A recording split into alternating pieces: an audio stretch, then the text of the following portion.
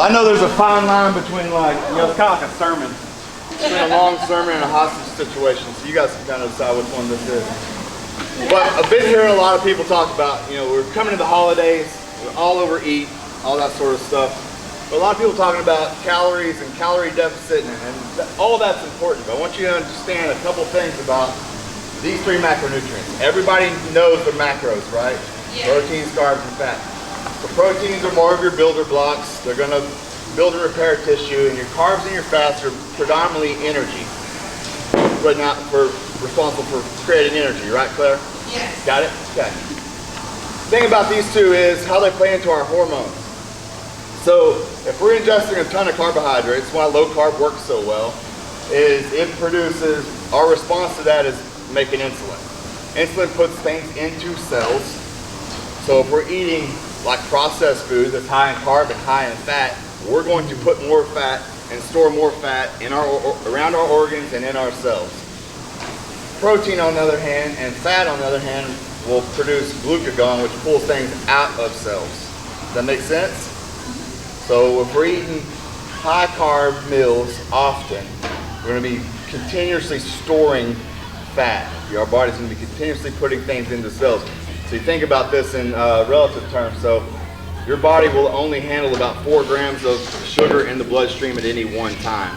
So if you chug a Pepsi that's got 52 grams of sugar in it, you're in hyperinsulinemia. Your body's producing as much insulin as it can to try to pull that stuff out of the cells. What's it going to do with it?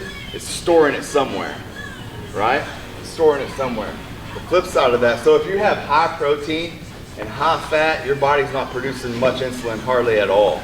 So it gives your body a break to actually burn the things the stored fat that's there, and then also use that stuff for energy as well. It's much more cleaner. If you think about, so yesterday's workout, didn't you guys feel like you hit a wall about the 8-10 minute mark? It's like, oh my God, I can't go any further.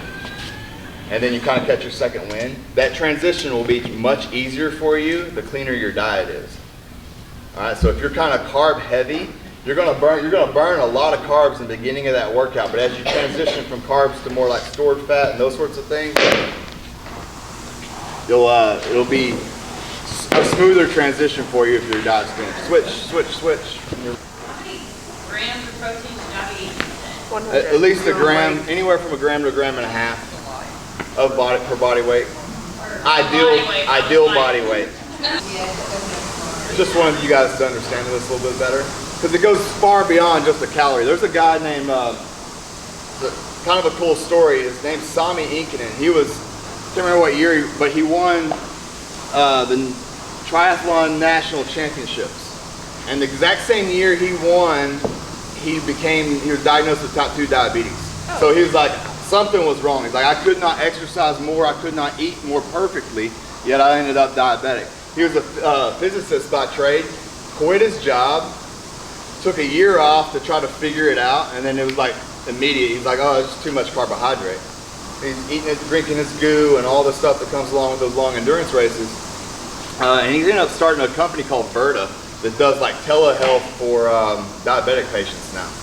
So it's kind of a cool story, but just being there to be burned off causes damage. And that's why I get so frustrated with some people that are like, you just need to eat low, you need to be in a calorie deficit, you need to do this. It's like, yeah, you can, and you might be skinnier, but you're not going to be any healthier because of it, right?